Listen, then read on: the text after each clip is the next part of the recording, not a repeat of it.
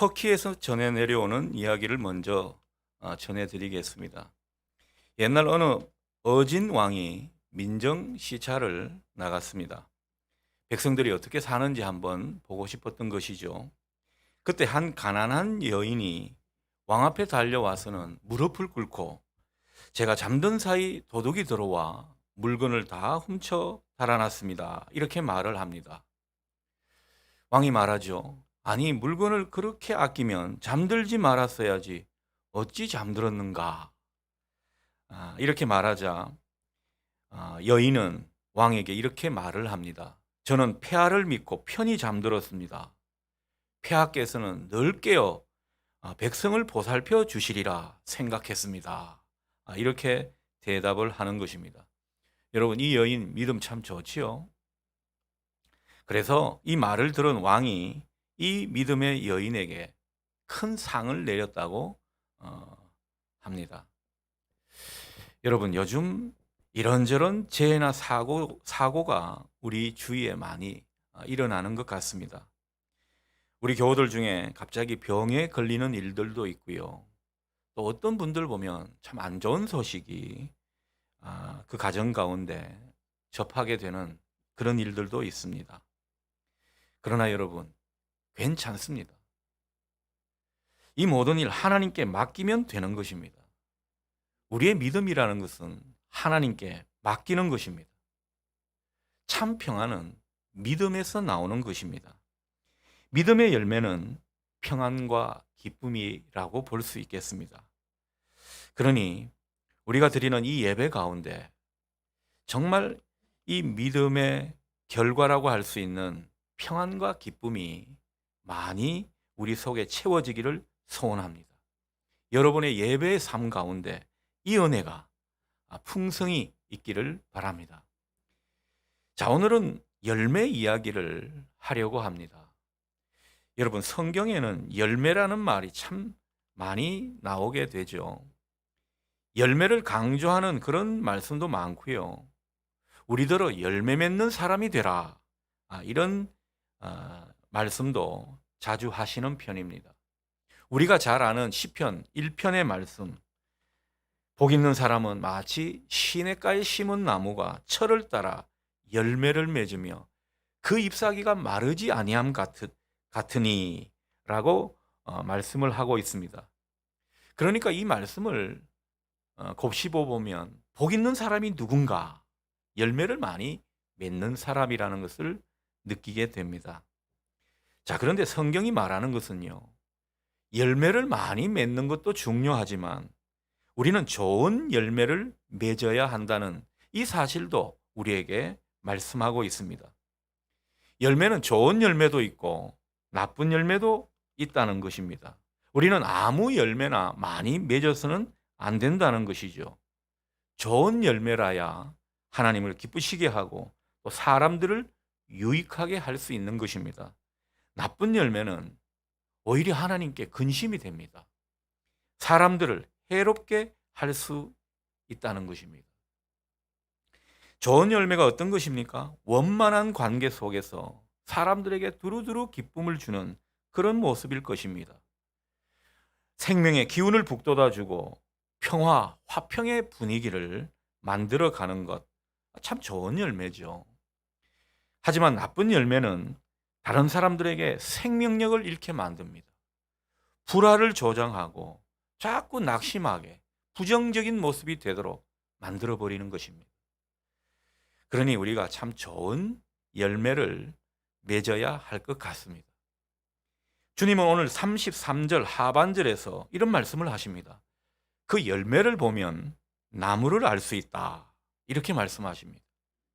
이 말씀은 마태복음 7장 16절에도 동일하게 나타나고 있습니다. 주님은 열매로 사람들을 안다. 열매로 나무를 안다. 이렇게 말씀하시면서 가시나무가 포도 열매를 맺지 못하고 엉겅퀴에서 무화과 열매를 딸 수 없다. 이렇게 말씀을 하십니다.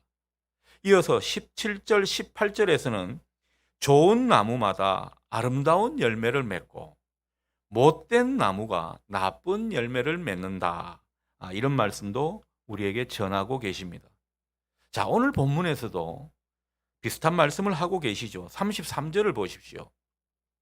나무가 좋으면 열매도 좋고 나무가 좋지 않으면 열매도 좋지 않다. 이런 말씀이 되겠습니다. 그러니까 나무는 그 열매로 안다는 것입니다. 열매를 보면 그 나무를 알 수 있다는 그런 이야기가 되겠습니다. 정치권이 앞으로 대선 국면으로 들어가게 되면 여야 후보 할 것 없이 대선 후보들 간에 아주 신경전이 치열하게 될 것입니다. 앞으로 우리는 기도하면서 정신을 차리고 좋은 대선 후보를 뽑아야 할 것입니다. 근데 열매를 보면 나무를 알 수 있다고, 좋은 후보는요, 은연중에 드러나는 그 행동이나 말, 영향력을 우리가 아주 유심히 살펴보게 되면 그가 좋은 후보인지 아닌지 알 수가 있는 것입니다. 다 알 수는 없지만 그런 내용들을 우리가 알게 된다라는 것입니다. 그저 자기를 한번 믿어달라고 말만 잘하는 그런 사람은 조심해야 할 것입니다. 여러분, 오빠 중에 제일 위험한 오빠가 어느 오빠인지 아십니까? 오빠 못 믿어? 이렇게 말하는 오빠가 제일 위험한 오빠라고 합니다. 말만 그렇게 잘한다는 것이죠. 예전에 대통령 한 분은 자기는 보통 사람이니까 한번 믿어주세요, 그렇게 했는데 결국은 믿지 못할 모습을 하고 말았습니다. 좋은 나무는 좋은 열매를 맺는 법입니다. 자, 그런데 열매로 나무를 안다, 이렇게 귀한 말씀을 하시는 주님이 갑자기 깜짝 놀랄 만한 그런 말씀을 하십니다. 34절 상반절을 보게 되면 주님이 뭐라고 말씀하십니까? 독사의 자식들아, 너희는 악하니 어떻게 선한 말을 할 수가 있느냐, 이렇게 말씀하고 계십니다. 자, 그런데 여기서 독사의 자식들아 라고 하는 표현은요, 번역이 좀 점잖아서 그렇지 심한 욕이라 할 수 있습니다. 우리말로 굳이 하자면 좀 미안한 표현이지만 개자식들아, 이런 말이 되겠습니다. 이런 말을 하는 제 자신이 좀 민망하기는 한데 성경의 표현을 옮기자면 그런 말이 된다는 거죠. 여러분, 예수님답지 않게 입이 아주 걸걸하신 모습입니다. 바리새인들이라고 하면 종교 지도자들 아닙니까? 그런 사람들한테 이런 욕을 했으니 그 말을 들은 당사자들도 무척 놀랐을 겁니다. 그리고 그 광경을 지켜보던 사람들도 깜짝 놀랐을 겁니다. 아니, 예수님이 이렇게 말씀하시다니, 그런 마음이 들었을 것 같습니다. 자, 그렇다면 여러분, 예수님께서 왜 이렇게 심하게 말씀하신 것 같습니까? 그래도 명색이 종교 지도자들인데 그들을 향한 말씀치고는 너무 심한 표현 아닙니까? 예수님께서 어떤 상황에서 이 말씀을 하셨는지 우리가 그것을 좀 볼 필요가 있겠습니다. 자, 어느 날 사람들이 귀신 들려서 눈이 멀고 말을 못하는 사람 하나를 예수님께 데리고 왔습니다. 예수님은 여느 때처럼 그를 아주 불쌍히 여기시며 고쳐주셨습니다. 그가 낫게 되었습니다. 그는 이제 말도 할 수 있게 됐고 볼 수도 있게 되었습니다. 아주 기적 같은 일이 벌어지게 된 것입니다. 그래서 거기 있던 사람들은 다 놀라워했습니다. 하나님이 하신 일이다, 그렇게 생각을 했고요. 그리고 예수님을 다윗의 자손, 곧 메시아라고 여기기도 했습니다. 이분이 정말 메시아가 아닌가, 자기들끼리 막 수군거리는 그런 모습이었습니다. 12장 23절 말씀입니다. 무리가 다 놀라 이르되 이는 다윗의 자손이 아니냐 하니, 이렇게 말씀하고 있죠. 하지만 이때 유독 바리새인들만큼은 이 상황을 아주 못마땅하게 생각하면서 예수님께 딴죽을 거는 모습입니다. 24절 보십시오. 바리새인들은 듣고 이르되 이가 귀신의 왕 바알세불을 힘입지 않고는 귀신을 쫓아내지 못하느니라, 이렇게 말을 하고 있습니다. 그러니까 이들은 예수님을 어떻게 본 것입니까? 예수님을 귀신의 왕 바알세불, 곧 사탄으로 본 것입니다.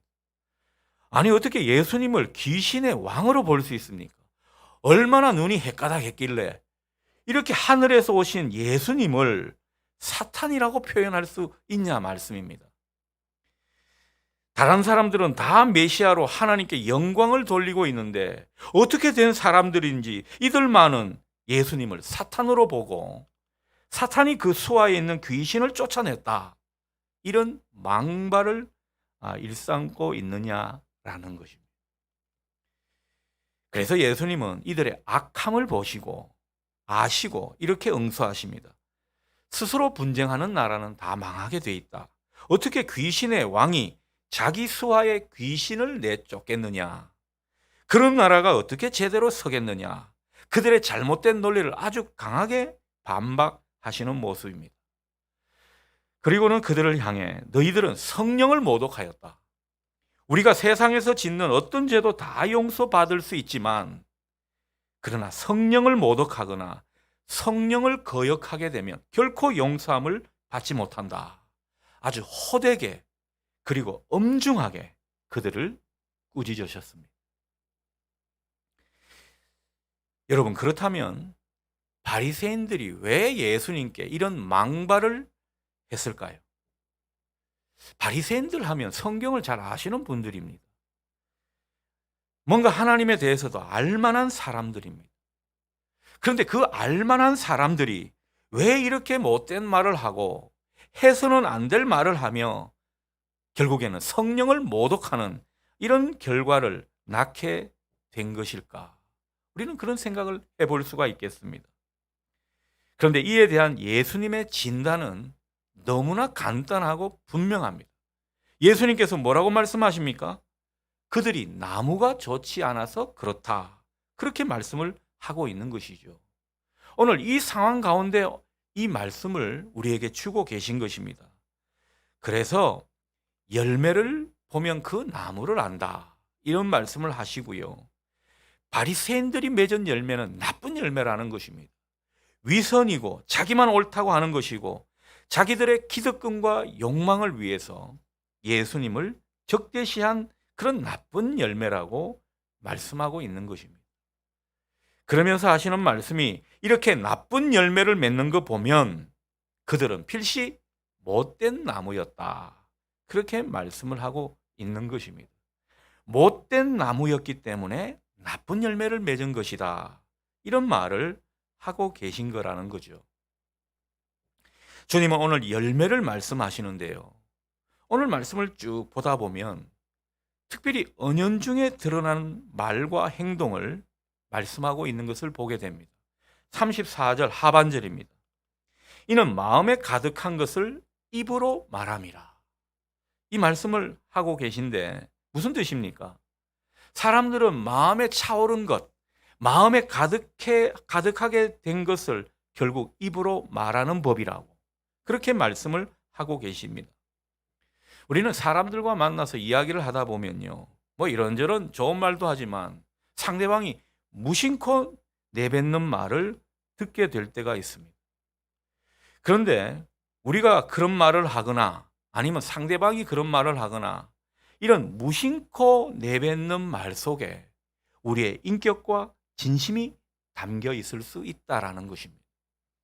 무심코 내뱉는 말 아니면 은연중에 하는 행동을 보게 되면 그가 어떤 사람인지 알게 된다는 것입니다.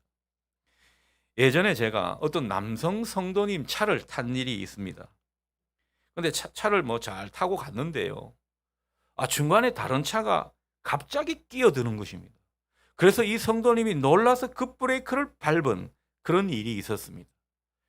그때 그 성도님은 순간 제가 옆자리에 앉아 있는 것을 모르고는 엄청 욕을 해대는 것입니다. 순간 쌍욕이 마구마구 튀어나오는데 저도 적잖이 당황을 했습니다. 이게 지금 상당히 참담한 기분이라고 할까요? 그리고 그분 속에 민낯을 봐버린 느낌이랄까. 그래서 분위기가 매우 어색해졌습니다. 그 성도님도 앞불사하는 느낌이었습니다. 그러면서 막 뭔가를 수습하려는 모양이었습니다. 제게 막 궁색한 변명을 늘어놓기 시작하는데요.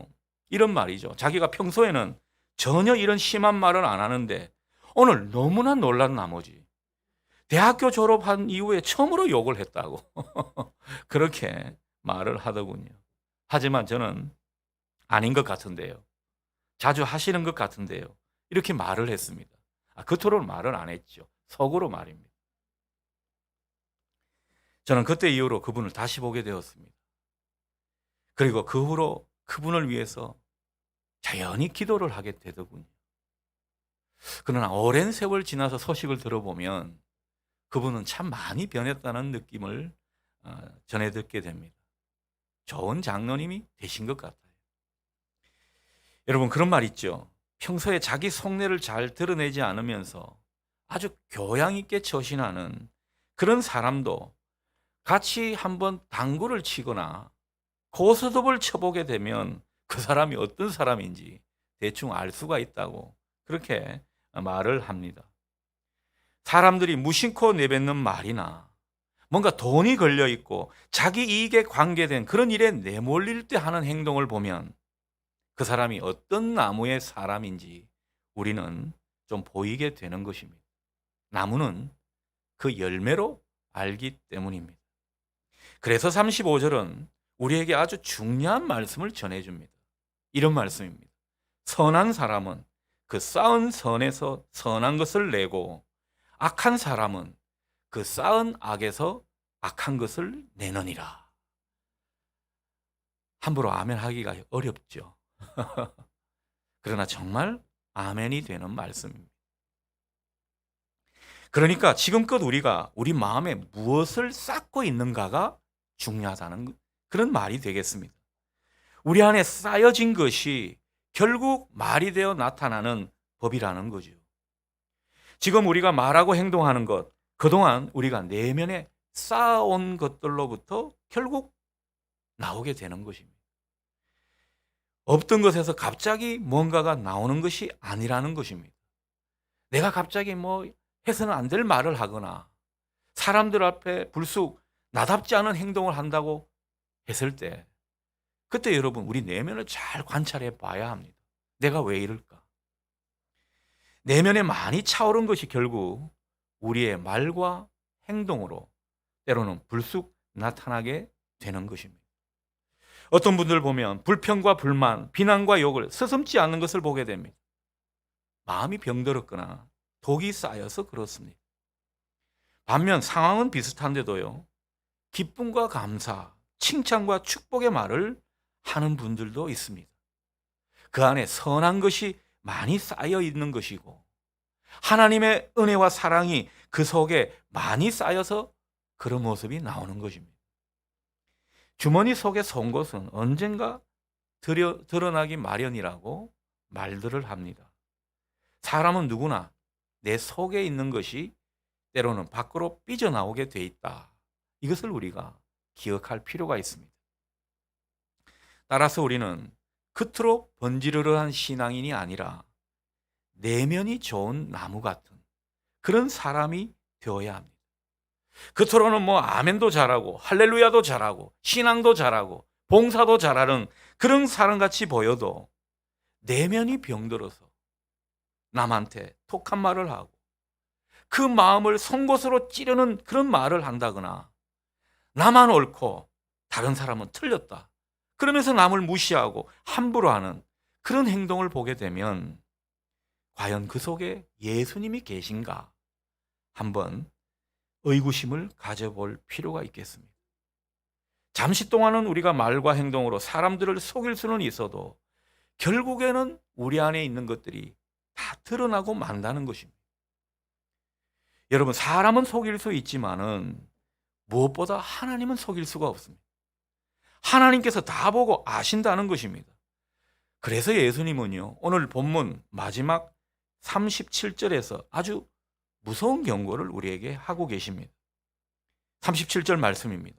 심판날에 내 말로 의롭다함을 받고 내 말로 정죄함을 받으리라. 이렇게 말씀하고 있습니다. 우리가 은연중에 부지불식간에 드러난 우리의 말과 행동, 하나님이 다 보고 아시고 결국 하나님께 심판을 받을 때가 있다. 이 말씀이 되겠습니다. 주님은 못된 열매 같은 그런 우리의 말과 행동을 마침내 정죄하실 때가 있다라는 거죠. 여러분, 이런 심판의 이야기를 들으면 무서운 마음이 듭니다. 여러분, 이 말씀을 주님께서 우리에게 전해주시는 이유는 다른 게 아닙니다. 우리에게 겁주려고, 급박하시려고 이 말씀을 하시는 게 아닙니다. 오늘 이렇게 하나님께서 보고 계신다는 그 엄연한 사실을 우리에게 가르쳐 주시면서 우리 보고 단단히 고치라, 변화되라, 이런 말씀을 이 표현 가운데 하고 계신다 믿습니다. 여러분, 못된 마음에서 결국 못된 말이 나오는 것입니다. 악한 마음에서 악한 행동이 나오게 되는 것이라는 거죠. 그러니 이제는 우리가 좋은 마음에서 우러나오는 좋은 말과 행동으로 살아야 할 것입니다. 여러분, 이 문제가 굉장히 중요합니다. 이 문제는 앞으로 기독교 복음 전도에 아주 중요한 이슈가 될 것입니다. 향후 기독교 선교는요, 우리 신자 한 사람 한 사람이 얼마나 말과 행동에서 선한 빛을 드러내느냐, 이것이 관건이 될 것입니다. 우리가 만일 좋은 마음에서 좋은 말과 행동으로 이어진다면 우리는 분명 좋은 기독교인입니다. 주님 닮은 신자고요. 하나님의 마음이 깃든 하나님의 거룩한 자녀가 확실한 것입니다. 여러분이 이런 모습으로 살아갈 수 있기를 축복합니다. 우리는 지금 말이 혼탁해진 그런 시대에 살고 있습니다.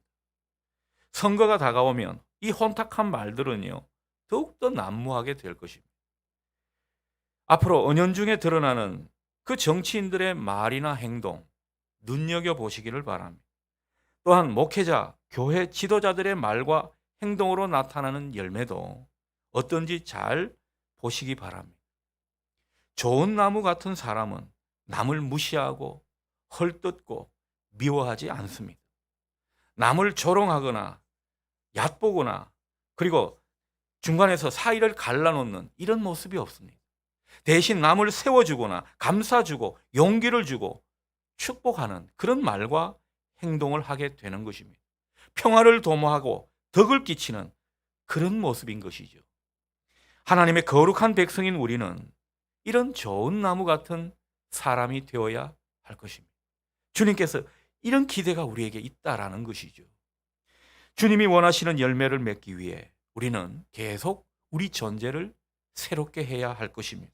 그게 진정 하나님께서 우리에게 베풀어 주신 그 은혜와 사랑에, 구원의 그 능력에 보답하는 길입니다. 하나님께 기쁨이 되는 길이기도 하다는 것이죠. 그러니 우리가 이 모습을 위해서 때로는 정진해 가야 할 것입니다. 그러나 솔직히 우리는요, 이 문제에 또 자신이 없는 것이 사실입니다. 저나 여러분이나 우리의 그 언행 심사 다 부족한 사람들입니다. 여전히 완악한 속성이 우리 안에 있는 것을 보게 됩니다. 여러분, 그렇지 않습니까? 평소에는 좋은 신자 같고 좋은 목회자 같은데 어떨 때 가족들하고 실랭이를 하다 보면 불쑥 내 안에 내가 아닌 다른 모습이 있다는 것을 느끼지 않습니까? 우리는 완악한 속성이 우리 안에 있음을 인정해야 할 것입니다. 그러니 내 부족함, 내 연약함, 내 완악함을 주님 앞에 솔직히 인정하는 것, 너무나 중요한 모습입니다. 우리가 처음부터 의롭다고, 우리는 의로운 사람이 못 됩니다. 주님께 우리의 모습을 그대로 드러내 보이면서 주님, 좋은 나무가 되게 해 주십시오. 좋은 열매를 맺는 우리가 되게 해 주십시오. 도움을 구하시고 은혜를 청하시는 여러분 되시기를 바랍니다. 하루하루 말씀으로 내 안에 마음을 들여다 보십시오. 그 가운데 우리가 좋은 나무가 되기에 힘쓰는 모습, 주님께서 굉장히 귀하게 여기시는 모습인 것입니다. 주님께 더욱 매이고 교제하면서 내 마음을 자꾸 주님께 연결시키십시오. 주님을 깊이 생각하십시오. 그 가운데 선을 쌓아가게 될 것입니다. 우리는 분명 주님께 영향을 받고 주님을 닮아가는 효과가 우리 가운데 나타나게 됨을 보게 될 것입니다. 주님은 우리의 도움이시요 또 우리를 인도하시는 분이시기 때문에 그렇습니다. 이렇듯 주님의 마음에 우리가 자꾸 연결되고 접속되어 갈 때, 여러분 언젠가 우리 인생 가운데 좋은 열매가 자연히 맺혀지게 될 것입니다. 우리 힘으로가 아니라 성령의 능력으로 말이죠. 그러니 좋은 열매를 맺는 것은요, 우리의 노력과 우리의 의가 아닙니다. 성령께서 우리를 지도하시고 자꾸 주님의 길로 인도하시는 가운데 얻어지는 성령의 열매인 줄 믿으시기 바랍니다. 이 성령의 열매가 여러분 인생 가운데 자연히 맺혀지는 이 은총이 있기를 바랍니다. 좋은 열매가 많이 맺히는 좋은 나무로 언제나 하나님을 기쁘시게 하고 또 주님을 흐뭇하게 하는 저와 여러분 되실 수 있기를 기원합니다. 아멘.